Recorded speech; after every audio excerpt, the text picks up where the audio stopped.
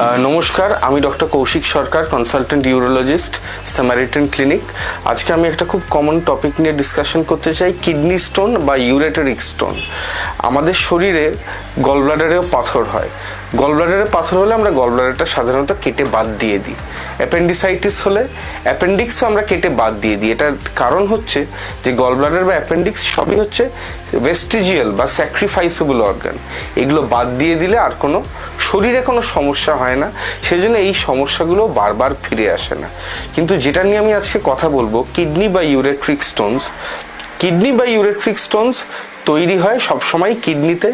Kidney থেকে ইউরিনের মাধ্যমে ইউরেটারে বা পেচ্ছাপের থলিতে নেমে আসে, যে কারণে এগুলো রেকারেন্ট স্টোনস হয়। যে আমরা তো পাথরের জন্য তো কিডনিকে বাদ দিতে পারি না, কারণ কিডনি একটা অত্যন্ত প্রয়োজনীয় অঙ্গ আমাদের শরীরের।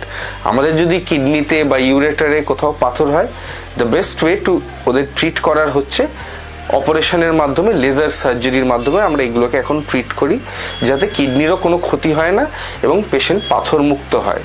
তবে একটা জিনিস যেটা মাথায় রাখতে হবে, যে যেহেতু আমরা যেটা পাথর তৈরির যেটা কারখানা বলতে পারি বা ফ্যাক্টরি, যেটা কিডনিতেই পাথরগুলো তৈরি হয়, অতএব এই স্টোনগুলো কিন্তু ভবিষ্যতে আবার হতে হবে এবং সেই জন্যই আমাদের রেগুলার চেক আপের মধ্যে থাকতে হবে। একবার স্টোন ক্লিয়ারেন্স হয়ে গেলেও, পাথর একবার চলে গেল মানে আবার যে হবে না তার কোনো মানে নেই। যখনই পাথর হবে সেগুলো মাইক্রোসার্জারি বা লেজারের মাধ্যমে এই পাথরগুলো চিকিৎসা করে পাথর মুক্ত হওয়াটাই আমাদের কিডনির স্বাস্থ্য বজায় রাখার জন্য অত্যন্ত প্রয়োজনীয়।